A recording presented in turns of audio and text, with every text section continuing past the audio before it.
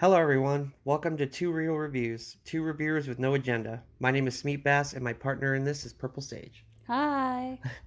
Today, I'm reviewing Kill, released in 2024 in the US and India. Kill is an action spectacle about an army captain who, along with his fellow army man, boards a train to intervene with his girlfriend being involved in an arranged engagement. I had heard that this movie was making some kind of rounds in the independent circle, but I never watched trailers, so I went in knowing nothing, as I always do, because trailers ruin every film, it seems. I'll start this review off by saying that the entire movie is subbed, in case that's a make or break for anyone, which I don't know why it would be. I will also say that it does have a very basic name, and I hope that it isn't forgotten for that reason. But it justifies its name in spades. This movie is an in your face action film. It doesn't have massive explosions and bullets being shot from great distances and things just flying everywhere. Almost the entire film takes place on the train, so it's in your face the entire time. And you know what? It might be one of the best action films of the summer. The way the movie is shot is very up close and constantly in your face. I was starting to get a little frustrated for the first 10 or so minutes that they're on the train, but once I realized that it was a stylistic decision, I settled in fast and the up close action didn't bother me at all. I have to say that this is a hard R movie. It's really a rated R movie. If you don't like seeing lots of blood and violence, this movie may turn you off. But it is amazing how much they pull off with so little. I don't know how much this film cost to make, but I think everyone did a very good job, and you can tell they all worked very hard. The first 15 minutes are typical action setup material with the charming guy, the love interest, and some other stuff that I found rather sweet, even though it was a little superficial and kind of boilerplate. It puts you in the shoes of the main character well, though, and you root for him the whole way. One of the things that makes this movie stand above a lot of the other action movies in my mind is that you don't get the stereotypical lunatic villain doing villain stuff. We do spend a lot of time with the villains of this story, and it makes everything feel so much more authentic and human. I think the only problem I had with the dialogue is that the two main army guys call each other bro a little too much for my liking, but maybe that's a military mentality that I just don't have. And some of the henchmen in the film don't quite pull off the proper reactions to their lines, but they're small complaints to what is on display here.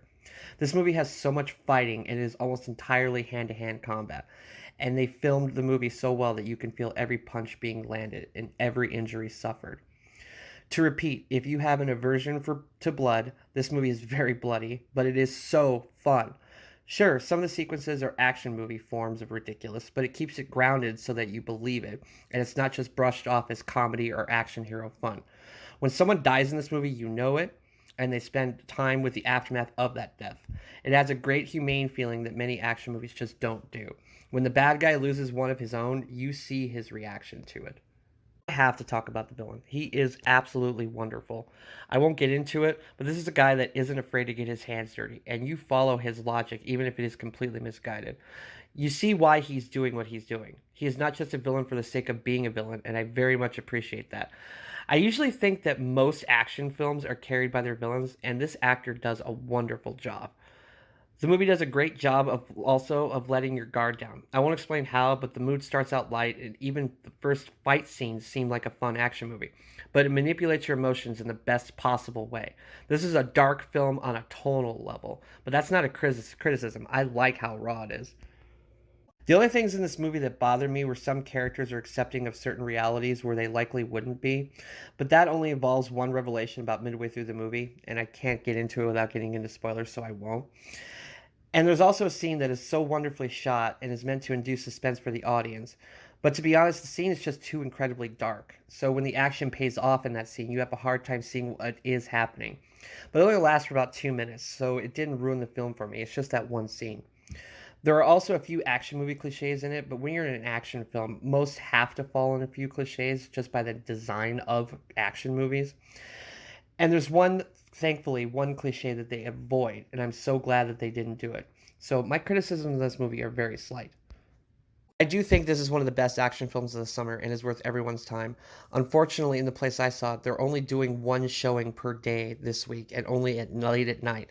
So this one might get away if you don't look for it. But I do recommend seeing it in the theater because with the way it's paced, I think it would be a little distorted on the television. But if you do want to wait for streaming, I still recommend this film. Don't let this one slip away. I give it a B or 3.5 stars out of 4. I gave it a B or 3.5 stars out of 4. It was a really good flick. I absolutely loved it.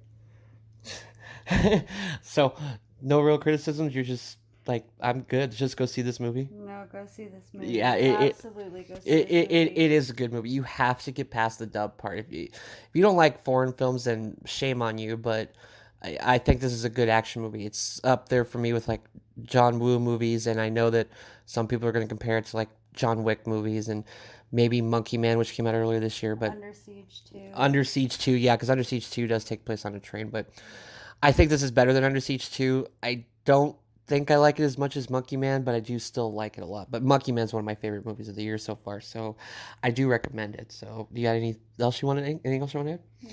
Okay, that's it. Well, thank you for listening and tune in to Two Real Reviews for our next video.